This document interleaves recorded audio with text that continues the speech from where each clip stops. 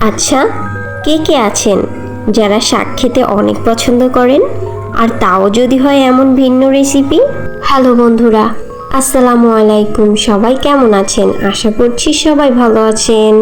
আগে কখনো এইভাবে শাকের রেসিপি ট্রাই করেছেন? আমার মতো করে একবার ট্রাই করে দেখুন, আমি শিওর আপনি পুরো ফ্যান হয়ে যাবেন এই রেসিপির। আর কথা না বাড়াই, এবার শুরু করি। এই যে দেখুন, একটি ডিম ফাটিয়ে নিয়েছি আর তার মধ্যে দিয়েছি বাটা মশলা। বাটা মশলা এখানে আমি মরিচ, পেঁয়াজ, রসুন, জিরা ও ধনিয়া একসাথে বেটে নিয়েছি। এবার বাটা মশলা ও ডিম একসাথে ভালোভাবে মিশিয়ে নিয়েছি। মশলার সাথে একটু লবণ আর হলুদও দিয়ে দিয়েছি।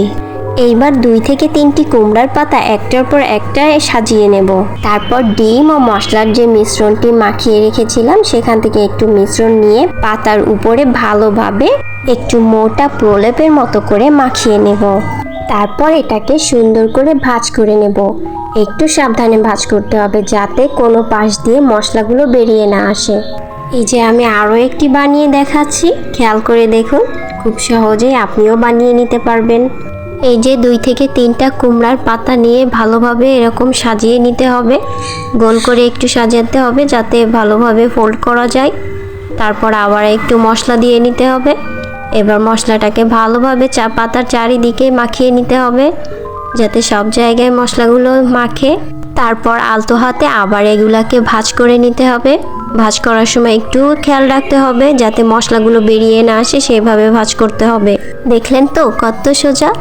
আসলে আজকে বাড়িতে রান্না করার মতো তেমন কোনো সবজিই ছিল না, তাই ভাবছিলাম কি রান্না করা যায়। হঠাৎ করেই দেখি আমার শাশুড়ি গাছ থেকে কিছু পাতা ছিঁড়ে নিয়ে চলে এসেছে, আমাদের নিজেদেরই গাছ। দেখলাম সব জালি জালি পাতাই নিয়ে এসেছে। জালি জালি পাতা হলে এটা সেদ্ধ হতে ভালো হয়, সহজেই সেদ্ধ হয়ে যায়। আমাদের বাড়িতে এই রেসিপিটা সবাই অনেক বেশি পছন্দ করে, কিন্তু সব সময় বানানো হয় না, কারণ সব সময় গাছটা থাকে না। আমাদের বাড়িতে বছরে একবারই এই গাছটা হয়, আবার কয়েক মাস পরে নষ্ট হয়ে যায়। এই জন্য সবসময় আর এই পাতাগুলো আমাদের বাড়িতে অ্যাভেলেবেল থাকে না, এই জন্য সবসময় বানানো হয় না। কিন্তু যখনই সিজন আসে তখনই আমরা এটা বানাই। এটা একদম মুখে লেগে থাকার মতো একটা খাবার। আমি এখানে নিয়েছি চাল কুমড়ার পাতা, আপনারা চাইলে লাউয়ের পাতা, মিষ্টি কুমড়ার পাতা এগুলো দিয়েও করতে পারেন। বানানোর সাথে সাথে ভাজতে হবে, রেখে দিলে কিন্তু এটা গলে গলে পানি বের হবে। এই তো কথা বলতে বলতে আমার সবগুলো রোল বানানো হয়ে গেল।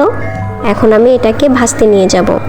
যেহেতু এগুলো আমি একটি কড়াইতে ভাজবো, তাই আমার শাশুড়ি বলছিল এত বড় বড় না রেখে মাঝখান থেকে কেটে 2 ভাগ করে নিতে, ছোট ছোট করে নিলে ভাজতে সুবিধা হবে। তাই আমিও এগুলোকে মাঝখান থেকে কেটে 2 ভাগ করে নিলাম। এই যে দেখুন, এভাবে। আপনাদের কাছে যদি তাওয়া থাকে তাহলে আর মাঝখান থেকে কাটার দরকার হবে না, এইরকম লম্বা লম্বা ভাবে ভেজে নিতে পারবেন। যাই হোক, এবার আমি একটি কড়াইতে পরিমাণ মতো তেল গরম করে নিয়েছি। বানিয়ে রাখা পিসগুলো দিয়ে দেব। একটু সাবধানে দিতে হবে যাতে হাতে তেল না লেগে যায়। একবারে সব দেব না, অল্প অল্প করে ভেজে নেব। এই যে দেখুন, আমি মাত্র 3 পিস দিয়েছি। তারপর এটাকে ঢাকনা দিয়ে ঢেকে দিচ্ছি। 2-3 বার ঢাকনা খুলে খুলে এগুলোকে উল্টিয়ে পাল্টিয়ে ভেজে নিতে হবে। এই যে দেখুন, এইরকম ভাজা ভাজা হয়ে গেলে এগুলোকে নামিয়ে নিতে হবে। ভেতর থেকে সেদ্ধ হয়েছে কিনা একটু চেক করবেন, আর একেবারে অল্প আঁচে ভাজতে হবে যাতে ভেতর থেকে এগুলো ভালোভাবে সেদ্ধ হতে পারে। এই যে দেখুন, আমি আবার 3 পিস দিয়ে ঢেকে দিলাম। এইভাবে হালকা আঁচে অল্প অল্প করে রোলগুলোকে উল্টিয়ে পাল্টিয়ে ভেজে নিতে হবে।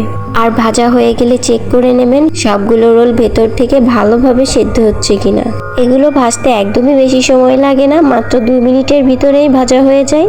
কিন্তু একটু খেয়াল রাখতে হয়, না হলে নিচ থেকে পুড়ে যাওয়ার সম্ভাবনা থাকে, তাই বারবার একটু উল্টিয়ে পাল্টিয়ে দিতে হয়। এই যে দেখুন, এর মধ্যে আমার সবগুলো রোল ভাজা হয়ে গেল। এবার এটাকে একটু ঠান্ডা করে নিচ্ছি। এই যে দেখুন, আমি একটু ভেতর থেকে দেখাই এগুলো কেমন হয়েছে। এই দেখুন, শাকগুলো ভিতর থেকে সেদ্ধ হয়ে গিয়েছে আর ডিমগুলো কেমনভাবে সেট হয়ে রয়েছে শাকের সাথে। এবার আপনারাই দেখে বলুন এটা খেতে কেমন হতে পারে। এই যে দেখুন, অনেক ইয়াম্মি হয়েছে, অনেক মজা হয়েছে। আমরা খেয়ে দেখছিলাম, অনেক টেস্টি হয়েছে। একবার খেলে বারবার খেতে মন চাইবে। গরম ভাতের সাথে খেয়ে দেখবেন, এর স্বাদ আপনি কখনোই ভুলতে পারবেন না। আমি শিওর আপনি পুরো ফ্যান হয়ে যাবেন এই রেসিপির। আজ এই পর্যন্ত, আবার আসবো নতুন কোনো ভিডিও নিয়ে। আল্লাহ হাফেজ।